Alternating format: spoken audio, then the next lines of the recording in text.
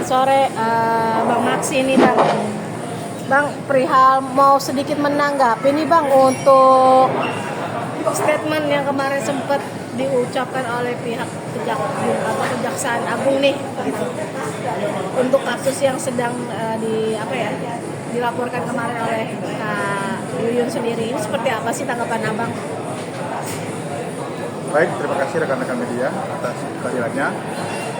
Pada kesempatan ini perlu kami klarifikasi terkait statement yang disampaikan oleh pihak Kejaksaan Agung bahwa apa yang dialami oleh klien kami, Mbak Yuyun, terkait penyalahgunaan wewenang yang dilakukan oleh seorang oknum jaksa, yaitu adanya permintaan uang sebesar 1 miliar. Nah, statement dari pihak Kejaksaan Agung menyatakan bahwa hal tersebut tidak benar.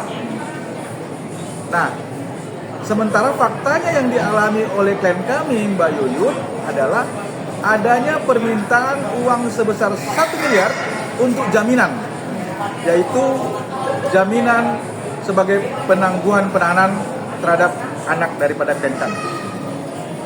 Nah, rekan-rekan bisa bayangkan bahwa permintaan uang jaminan sebesar 1 miliar itu sangat tidak masuk di akal. Luar biasa permintaannya. Ini kan persoalan ini yang dialami oleh masyarakat kecil. Masa diminta uang jaminan sebesar 1 M? Nah, bisa dibayangkan kalau sampai masyarakat kecil yang mengalami persoalan-persoalan seperti Mbak Yuyun kemudian diminta jaminan uang sebesar 1 miliar. Bisa dibayangkan rekan-rekan, masyarakat kecil, apa yang terjadi dengan penegakan hukum ini. Memang dalam hal permohonan permintaan penangguhan penahanan harus ada jaminan. Selain uang, juga jaminan orang. Tetapi angkanya tidak kira-kira. Ini yang kami sangat sayangkan akan apa yang dilakukan oleh oknum kejaksaan yang bertugas di wilayah Tangerang. Dan ini klien kami, Mbak Yun, sangat-sangat keberatan dengan apa yang dilakukan oleh oknum tersebut.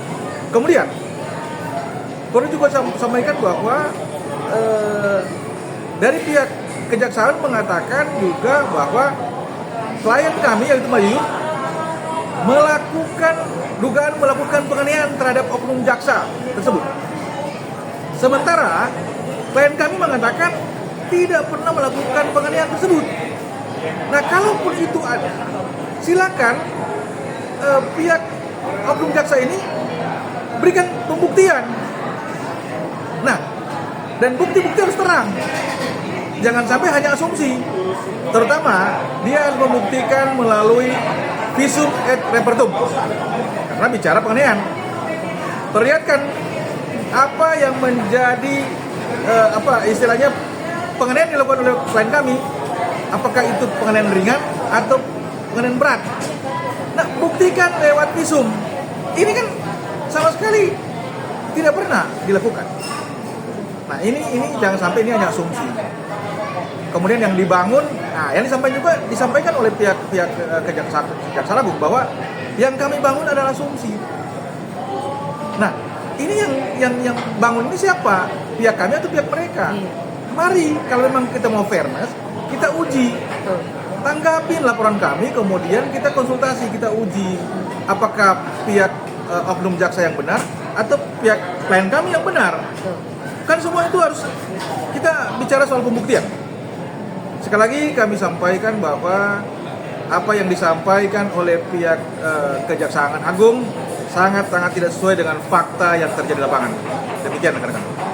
Nah, lalu Bang, Abang kan sebagai kuasa hukum juga dari Kak Yuyun sendiri, merasa kecewa nggak sih? Karena kan kemarin juga sudah mencoba untuk mendatangi Jamwas juga, begitu ya, membuat laporan, tetapi tanggapannya seperti ini. Lalu langkah selanjutnya seperti apa yang akan ditempuh oleh kuasa hukum dari Mbak Yuyun ini, Abang sendiri? Baik, Langkah selanjutnya kami akan mendatangi kembali ke Kejaksaan Agung untuk memastikan terkait laporan yang sudah kami lakukan. Kami berharap Bapak Jaksa Agung mengawasi dan merespon dengan baik soal laporan daripada masyarakat. Marilah kita uji terkait masalah ini. Sekali saya katakan tadi, apakah pihak Kejaksaan Agung yang benar, pihak jaksa oknum yang benar atau pihak kami yang benar? Kan ini harus kita uji. Ini masing-masing punya hak untuk menjawab. Tapi marilah, tolong Bapak Jaksa Agung merespon dan menindaklanjuti akan laporan yang sudah kami lakukan. Jadi biar kita sama-sama uji siapa yang benar, siapa yang salah. Demikian. Lalu Mbak Yuyun melihat statement dari pihak Kejaksaan Agung nih sebagai orang tua juga yang melaporkan, yang mungkin merasa ketidakadilan yang dialami begitu. Ini hatimu seperti apa sih? Kita pengen tahu nih ya. Ya terus terang ya apa ya, sedih ya istilahnya. Apakah seperti ini gitu loh hukum di Indonesia? Makanya mohon kepada Bapak Presiden Prabowo untuk adanya reformasi hukum bagi kami rakyat kecil. Sangat kecewa sekali kemarin dengar statement dari Bapak Harly Siregar. Saya ingin sekali ketemu dengan Bapak. Mungkin Bapak hanya mendengar dari sepihak. Lebih baik kita bertemu gitu. Seperti Bang masih bilang diuji gitu kan. Banyak sekali. Kalau Bapak tahu bagaimana sikap jaksa, dan bahkan itu sudah diakuin kan, Bapak sendiri juga bilang ada permintaan uang 1 miliar yang bagi saya itu sangat besar dan rasanya nggak normal gitu dengan dalil apapun. Mau bilang itu jaminan segala macam itu dengan dalil apapun, rasanya apa tujuannya gitu.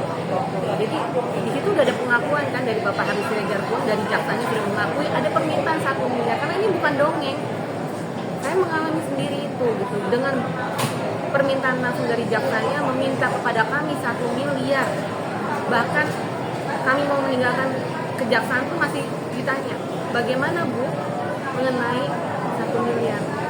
Setelah saya sampai ke rumah pun masih dicap besoknya, masih dikejar-kejar, bahkan diancam kalau tidak memberikan itu anak saya akan ditahan. Ini kan sama aja intimidasi, intervensi. Tujuannya apa? Memeras. Kalau dibilang tidak memeras, ini memeras. Kami rakyat kecil loh, ini sebagian orang hanya saya mungkin yang kelihatan. Kalau dibilang instansi ini jelek, ya karena oknum. Makanya mohon kepada Bapak Kejaksaan Agung yang untuk memberi tindakan tegas. Apa saya nggak sedih? Jaksa yang udah mengkriminalisasi anak saya, memeras anak saya, masih dibiarkan melenggang, bisa ketawa-ketawa, masih senyum-senyum, kayak nggak berpengaruh. Memang saya terus terang ada keraguan dalam hati waktu saya lapor ke Jamwas. Apakah ini akan melindungi para jaksanya, oknum jaksanya? Ingin saya melaporkan kepada Komisi Kejaksaan saat ini. Mohonlah kepada Bapak Harly Siregar, dilihat hanya jangan satu aja gitu loh, semuanya. Ketemu dengan saya pengen buka semuanya. Banyak sekali kezoliman yang sudah dibuat oleh Jaksa Ana Hertati ini.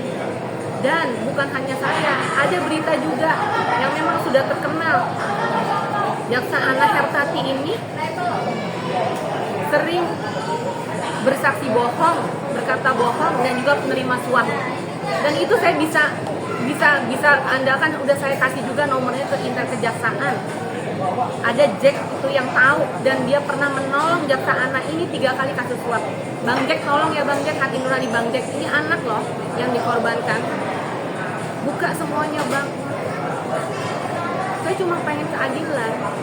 Jadi mohon Bapak Harly Siregar, jadi jangan apa ya, saya ingin ketemu deh gitu loh, istilahnya diuji semuanya gitu loh, karena saya mengalami bukan halusinasi, bukan dongeng gitu. Sedih loh saya. Bayangin satu hal mengenai kepolisian propam, bahkan sampai oknum resmoknya sekolah, ya itu belum kita pertanyakan nanti ke Mabes. Nah sekarang jaksanya melakukan permintaan uang dengan dalil apapun. Sekarang statement dari Jamal seperti ini gitu. Jadi ya saya mohon dong, kalau begini ceritanya jangan instansi takut jelek di mata masyarakat, tetapi pasang badan membela oknumnya yang salah gitu loh. Semua rakyat Indonesia udah tahu kok, mereka pernah mengalami semua apa yang saya alami. Saya alamin, saya dikriminalisasi oleh jaksa, oleh polisi, semua rakyat Indonesia pernah mengalami. Bukan saya ingin menjelek-jelekan instansi, tapi kenyataannya seperti ini gitu. Makanya harus ada tindakan tegas dari instansinya. Kalau sudah banyak ini apa masih disebut oknum? Terus oknum yang sudah betul-betul menzolimi kami terus dibiarkan begitu aja, tidak diberikan sanksi, ini sangat tidak adil. Saya minta perlindungan hukum untuk anak saya dan juga keadilan kepada Bapak Presiden Prabowo terpilih. Saya mohon Pak, kalau kayak gini caranya harus ada reformasi hukum. Lindungi kami anak kecil. Bagaimana kalau oknum-oknum seperti ini dibiarkan, tidak diberi sanksi, di kemudian hari mereka memiliki jabatan tinggi, apa akan lebih menindas rakyat? Itu aja. Kepercayaan kami masyarakat tuh udah sangat-sangat tidak percaya kepada instansi, terus terang. Kalau caranya seperti ini gitu. Makanya saya benar-benar memohon, bertemulah kita gitu loh. Jadi jangan hanya sepihak. Saya ingin semua oknum ini yang harus ditindak. Karena ini masalahnya anak. Anak tidak diperlakukan selayaknya anak.